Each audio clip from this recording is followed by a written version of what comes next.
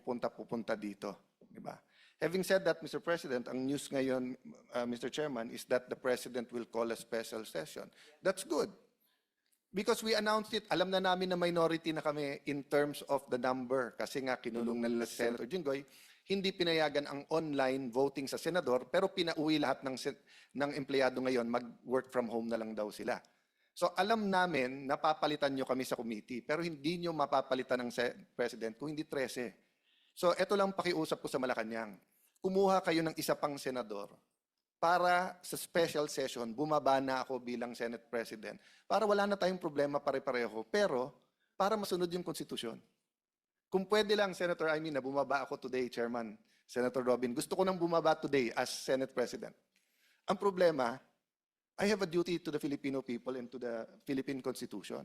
Ang nakalagay, until your successor is elected. Hindi pa tayo nag-elect ng successor. So, OSAA, Secretariat, lahat ng empleyado, I'm sorry to put this on you. Not at the penalty of dismissal or cases. Hindi po ako ganun magtrabaho. Konsensya nyo. Alam nyo ang batas. Sino ang susundin nyo? Yung peke na acting Senate President o yung sinasabi ng ating konstitusyon na Senate President. So Malacanang, yun lang advice ko sa inyo. Hintayin nyo na maka-13, tawagin nyo yung special session. Pwede siguro tayo magpahiram ng isa para maka-13 na sila. No, kasi I hate the fact that we're in a situation that we cannot follow the law.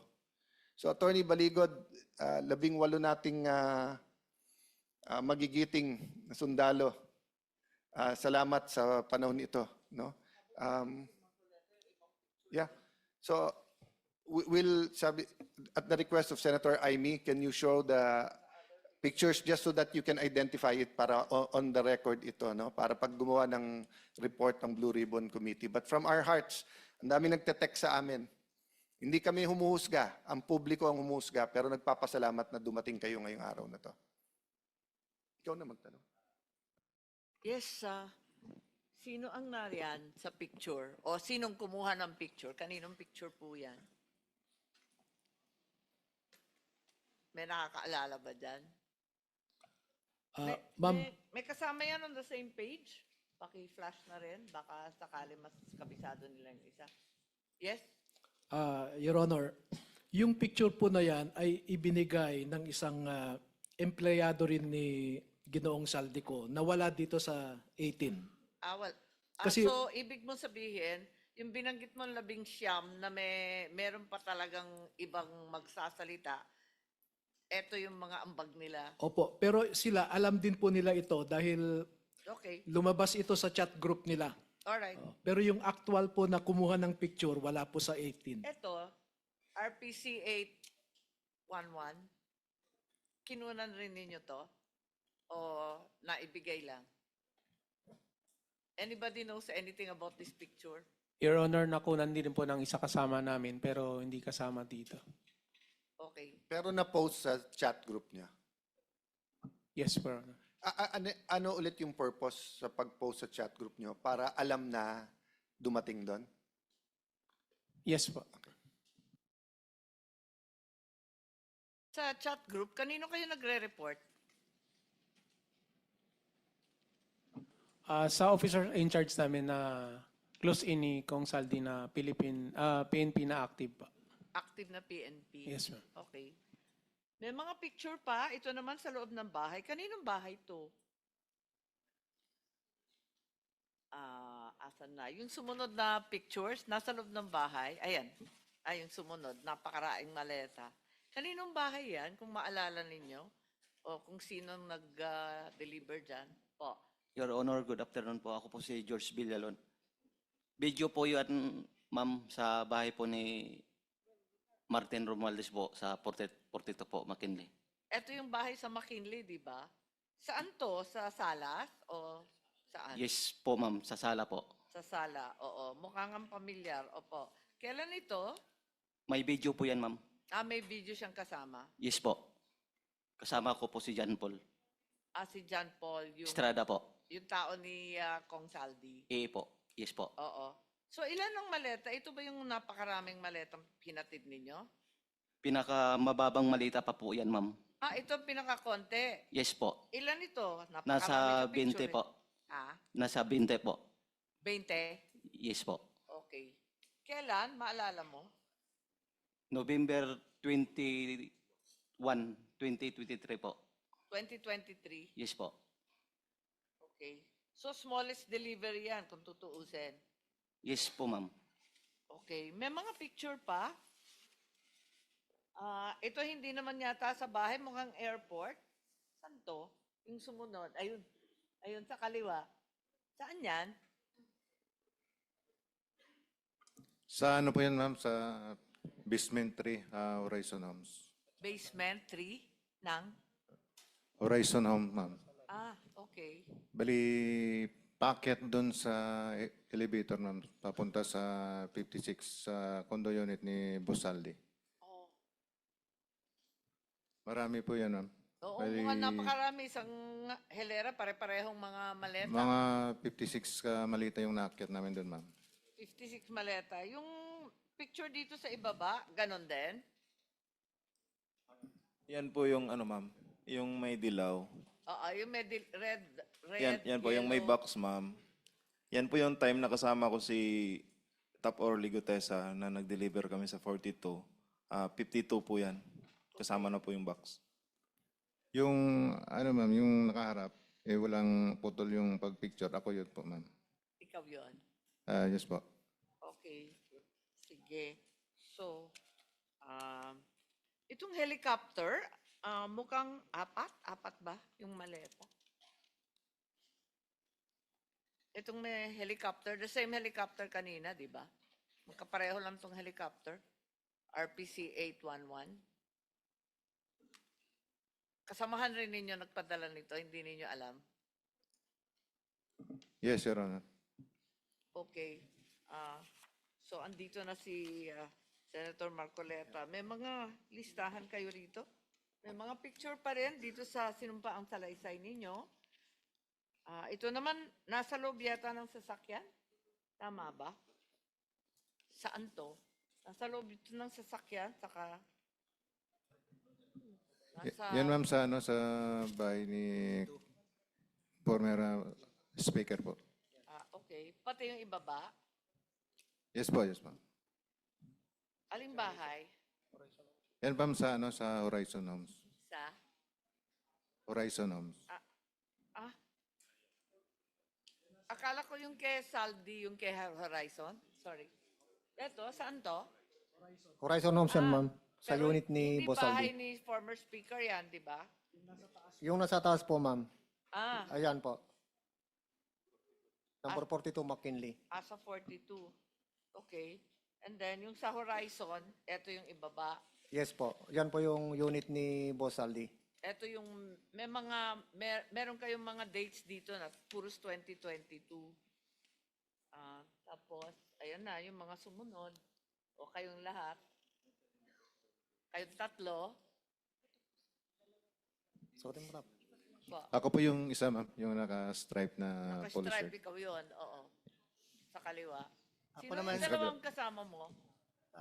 Ako po, ma'am, si Cecilio Larder Jr. Ako yung sa gitna po, Ikaw ma'am. yung nasa gitna. Ito sa Yeah, po. kanan. Yan po si Mark Tiksay po. Si Tiksay. Ayan na si Mark Tiksay pala. Asan kayo? Ma'am. Yung, Hindi, alam ko. Kamukha mo nga. Kaya lang, di pa sa puti yung buhok mo Quezon nun. City area yan po, ma'am. Sorry? Saan lugar to? Quezon City po. Sa QC. Ano yun? Saan lugar? Bali ano yan ma'am sa media po yan pero hindi ko mabanggit kasi tinakpan ni attorney ma'am. Si attorney na po magpaliwanag po. Kasi kami Media? yung kami po naghatid yan po. May inatid po kami. Tapos yung sa ilalim, yung helicopter. Ayan sa kasama po namin yung nag-picture po ma'am. Okay. Yung ibang picture, Chair, sabi nila hindi sila kumuha at wala sila sa picture, pero yung mga kasamahan nilang iba, sila ang nagpadala sa group chat, kaya kabisado rin nila. Marami pa rin picture. Tapusin na lang kaya natin, tatlo na lang. Etong nagbubuhatan kayo rito, ay, iba pa yan. Ano yung helicopter na yan? Oo, iba pa pala yan. Kanino yung helicopter na yan? Kay Boss Saldi po, Your Honor. Sa ano po yan, sir? Sa Misibis Bay, sa Albay. Albay? Meron pa kasing ibang helicopter na pinakikita eh. Ayan, kanino ba yan? Sa kanya pa rin, Your Honor. Dalawa po yung Agosta niya. Hindi, kanino nga? Kanino? Kay Boss Elizalde ko po. And for the record, ang nakasakay, Sino yung nakasakay? Nakikita nyo ba? Opo. Sino? Si Senator Ping Lacson at saka si Senator Soto po. Bakit sila nakasakay dyan sa helicopter ni Saldico? Yan po yung time na pumunta po sila doon sa Bicol po. Election? Election ba yan? Yes po. and for the record, Zaldico has many friends. Everyone has friends at Chopper. No? Yung context nito ay may testimony na naghatid ng pera sa opisina mismo ni Senator Tito Soto. No? So ang context nito ay magkakilala at magkaibigan din sila. Mr. Chairman, just a last manifestation. Sumagot na po si NBI Director Melvin Matibag, I will wait for the subpoena. Hihintayin daw niya na isubpoena tayo. This is a very simple matter kasi hindi tama ng NBI Director kung may raw data. Anyone can say, I mean, pwede ko i-chismis na si Marcoleta na bayaran dito. Di ba? Does that mean that you will announce it? Di ba? Senator Marcoleta can say, si Cayetano, ganito, ganyan-ganyan. No? But to come from the NBI Director while we are hearing is alarming. That's why I invited him here. You don't need a subpoena to come here and just tell us plainly, di ba? Na eto, that's why I believed it dahil nasabi ko. Unless nga marites lang yung pakay. So I'll put that on the record, Mr. Chairman, because this is a serious matter. I don't know what is more serious than this matter except for the economy during this time. So I hope we'll all take this seriously at hindi mangbaboy yung mga ibang institusyon. Kaya nabababoy din yung kanilang institusyon. Thank you for your time, Mr. Chairman, and thank you for handling this committee. Balikan ko lang itong mga members ng House of Representatives na pinangalanan ninyo sa inyong pinagsamang salaysay. Pwede bang isa o dalawang magsalita sa inyo? Paano nyo natukoy na itong mga taong ito ay nakatanggap ng pera mula sa Unit 8 or Unit 9, Polo Club Townhouse, o kaya naman sa House of Representatives? Iba-ibang lugar ito Banggitin ko uli, Benny Abante, Sia Adyong, Jose Alvarez, Jojo Ang, Julien Baronda, Ace Barbers, Ching Bernos, Arlene Brosas, Franz Castro, Joel Chua, Dalipe Manix, at Delima Laila.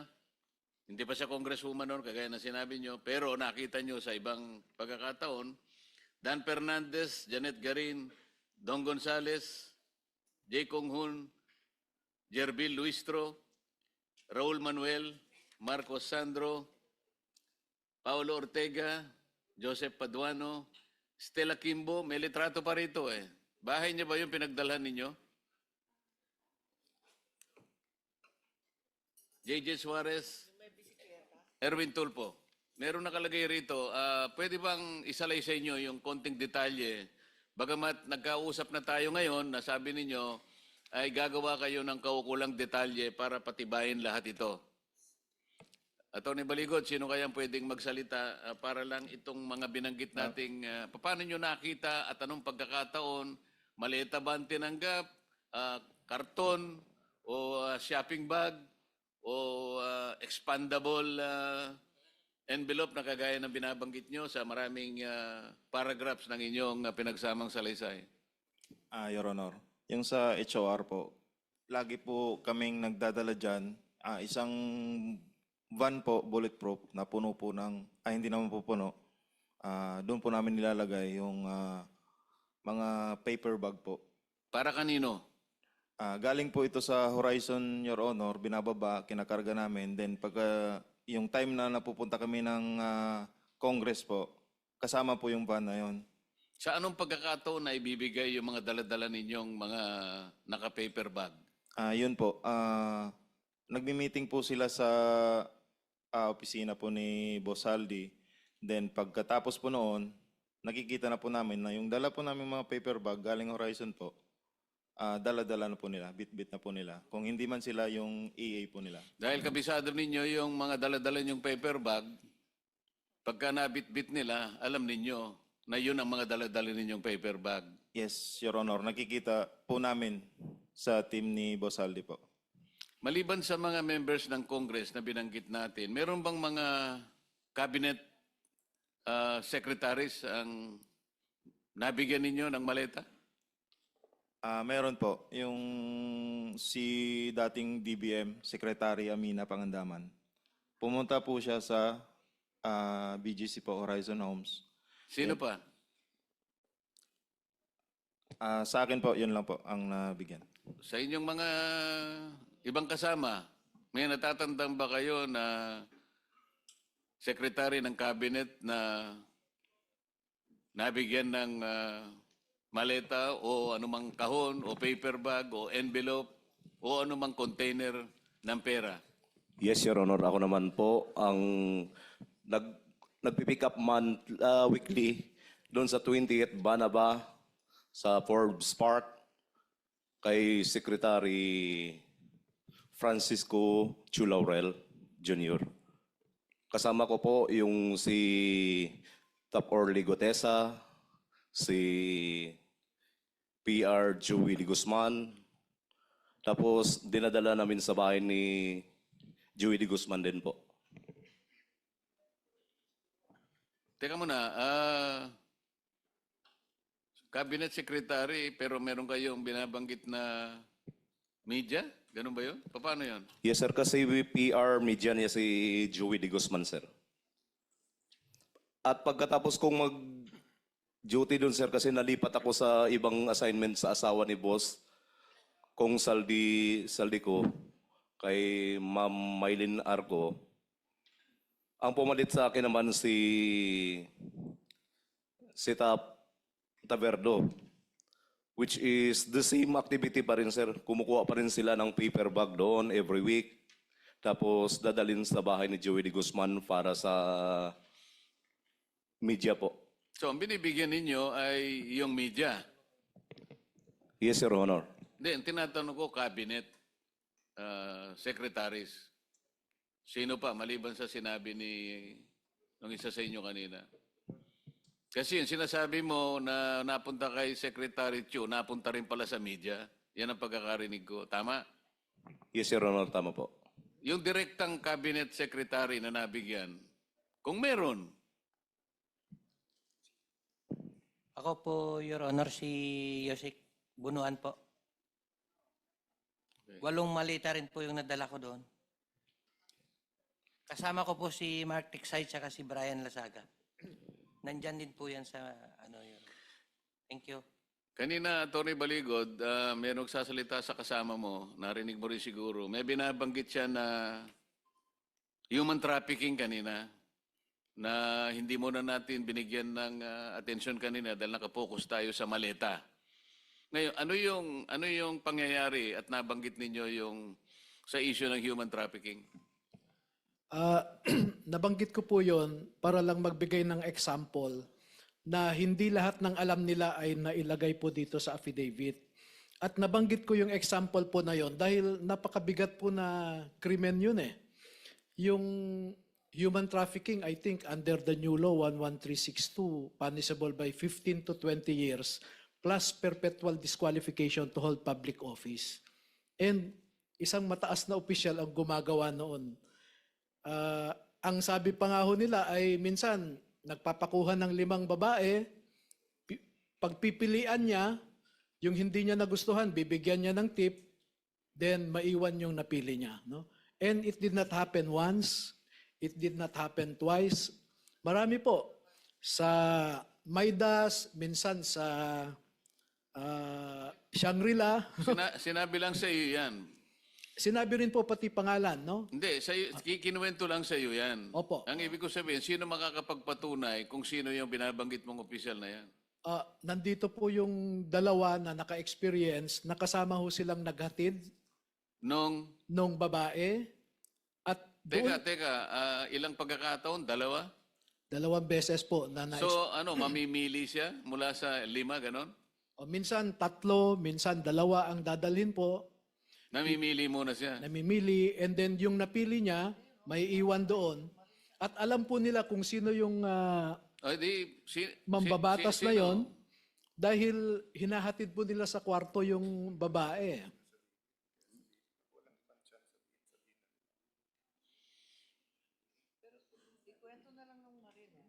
Yung siguro kung sino na lang nakakaalam kasi sinabi lang sa mahirap naman 'yon, baka mamaya mabanggit mo hindi naman totoo. Yung magtapat na lang yung talagang nakakita ng sinasabi mo at patunayan po ninyo na ang sinasabi ni Attorney Baligod ay totoo. Your Honor, ako po yung naka-experience doon sa Maidas. Pwedeng paki-detalye po ninyo? Your Honor, unang dumating po yung VIP. Sino po yung VIP? Si Senator Erwin Tulfo, Your Honor. Tapos po, maya-maya dumating din po yung 2 babae. Inakyat po namin doon sa president. Akala ko 3 pinagpipilian, pinakamababa, 5. 2 lang pala. Yung sa akin po, pero maraming beses po yan. Hindi lang po sa Maidas, meron din po sa Shangri-La. 5, 3 po ang dinadala. O kulang ang nabalitaan mo. Sabi mo kasi 2 beses lang, Attorney Baligod. Ayon sa kanila, maraming beses. Saan lugar? Yung na-experience ko po sa Shangri-La po at saka sa Maidas po. O sino pa sa inyo? Meron pa sa... Sa akin, Your Honor, as a Team EEC, namomonitor ko rin, Your Honor. Kasi nandyan lang kami sa paligid, saka sa Viber chat namin, na nandyan na, dumating na sa lobby yung babae, i-guide nyo na. Ganun lang po yung experience ko po. Ganon din yung pangalan ng binanggit ng kasama mo? Kapareho rin? Yes, Your Honor. Okay.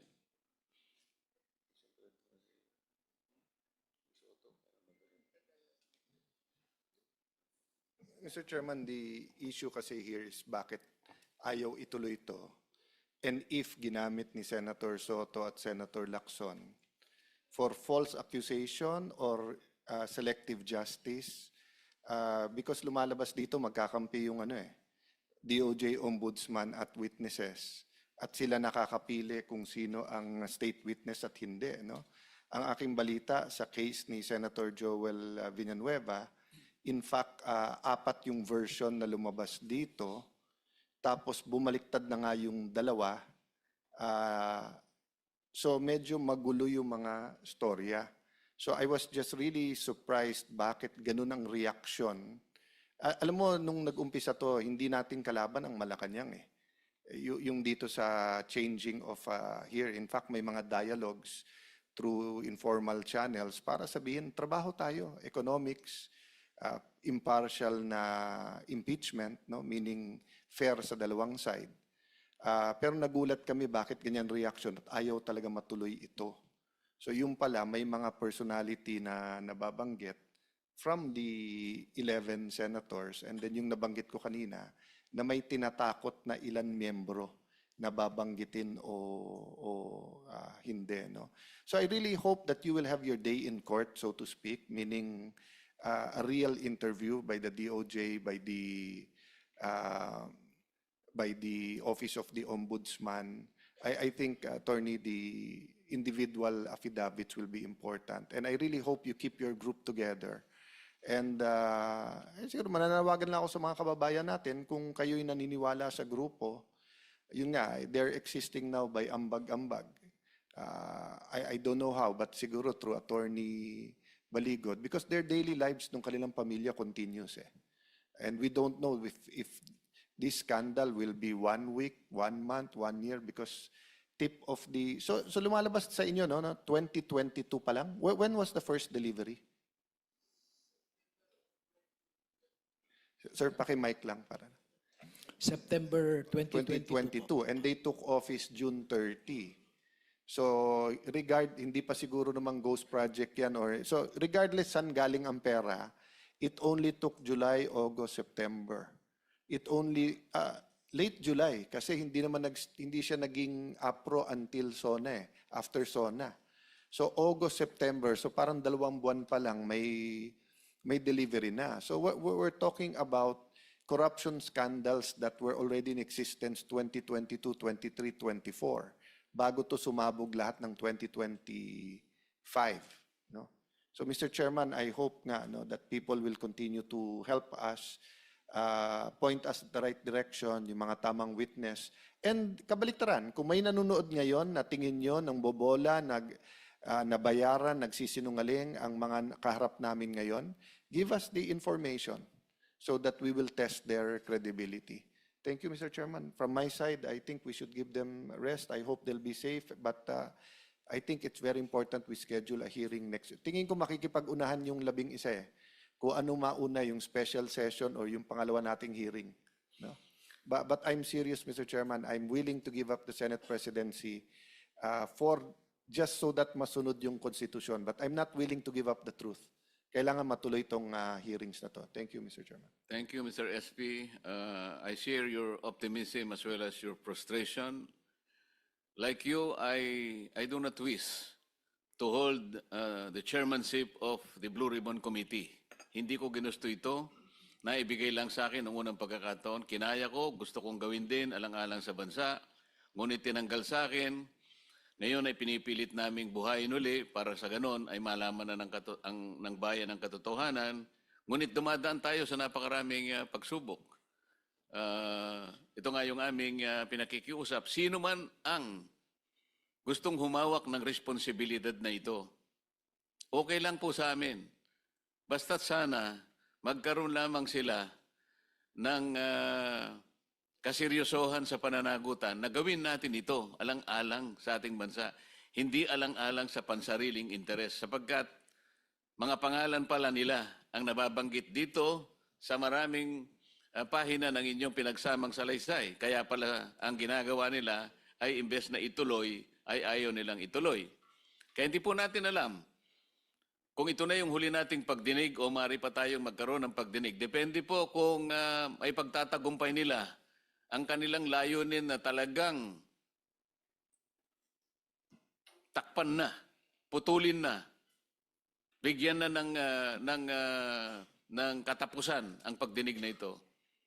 Ngayon lamang po sa ilalim ng atmosphere na ginagawa natin ngayon, mapapansin ninyo na nandyan po yung pressure na nakabantay sa atin. Ngunit ako po naniniwala, kagaya na sinabi ni SP Alan, hindi po pwedeng takpan ang katotohanan. Wala pong mabuting ibubunga na itong pinakamalaking pandarambong sa kaban ng bayan ay hindi man lang mabibigyan ng kalutasan. Hindi man lang magkakaroon ng ending para mapanagot natin ang tunay na may kasalanan. Hindi po tayo patatawarin ng taong bayan kapag hindi po ito natuloy.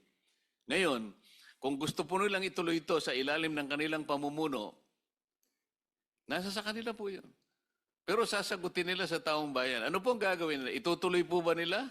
O gagawin din nila yung nangyari nung sila po ang leadership pa ng Senado?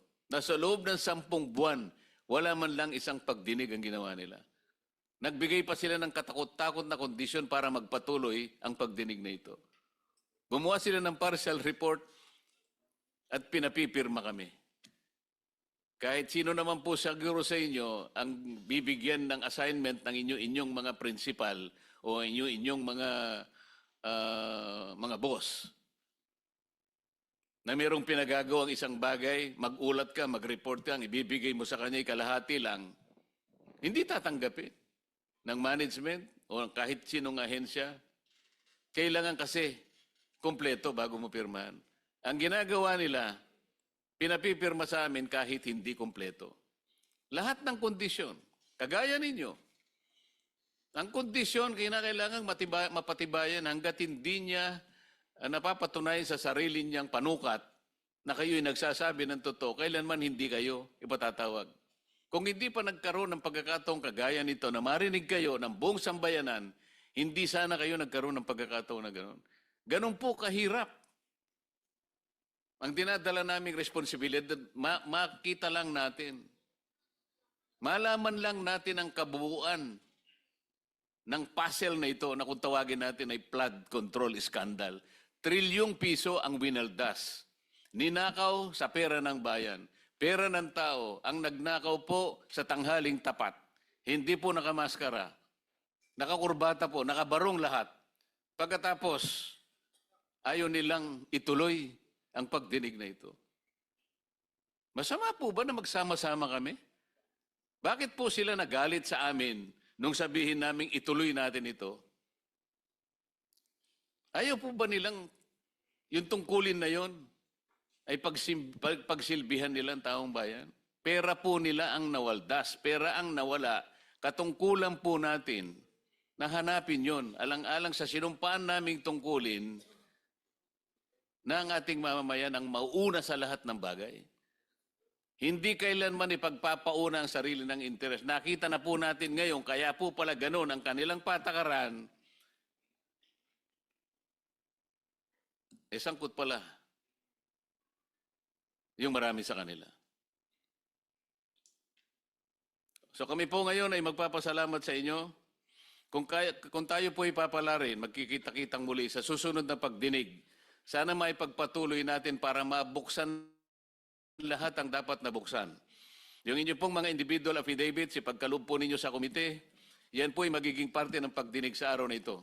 Sana ikasihan po tayo ng Panginoon Diyos sapagkat ang ginagawa natin ay para sa bansa. At kami ay naniniwala na ang inyong pagsasakripisyo at pagsasakit ay hindi po mawawala ng katuturan.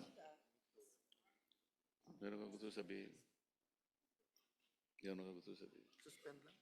Mr. Chairman, may I suggest we simply suspend instead of adjourn so that the invitations are still valid live, and then also so that if we need to meet sooner, it will be easier to inform everyone if this finds favor with the chairman. Yes, Mr. President. As a matter of fact, Suspend the hearing, not suspend me, Mr. Session, like what the 11 wants to do. Yes, it will be remain suspended kasi marami po tayong kukunin. Binanggit po ninyong mga addresses na kung saan dinala yung mga pera, may patatawag po tayong mga tao para i-confirm po na talagang na-deliver yun, yung mga sasakyan na ginamit, sino yung mga gwardyang nandun, pati po mga plate number ng sasakyan, mga kulay, lahat po ito ay kakailanganin para sa ganon magkaroon ng katibayan lahat ang mga isinaysay ninyo sa inyong pinagsamang sworn statement, maliban pa sa mga isusunod po ninyong mga individual na sworn statements para lalo pong malaman natin, lalong-lalo na po sa mga personalidad na nabanggit. Sorry, Mr. Chairman. I just have to clarify this. Mahal ko ang ating bansa, mahal ko ang ating konstitusyon. So I'm willing to talk to anyone, including the 11, to find common ground. But ilalabang ko yung tama, pati yung Senate presidency. Kasi may nagtatanong na, are we going to give up? We're not going to give up. I'm just saying that if we love the institution, we'll look at all possibilities, di ba? Pero hindi nila pwedeng baluktutin ang batas at pagkatapos sasabihin 11, 12 pwede na mag-elect ng Senate. Ang pino-point out ko lang, Mr. Chairman, hindi tayo kapit-tuko, di ba? If we find the right person that can bring us to the truth, then so be it. Thank you, Mr. Chairman. Mr. President, so we suspend the session until, Mr. President, Until further notice. suspend Mr. Chairman. the hearing until further notice. Makakakuha po kayo ng notice mula sa komite kung kailan po natin itutuloy, anong araw at kung anong oras. Salamat po sa inyong panahon. Salamat po sa inyong sakripisyo.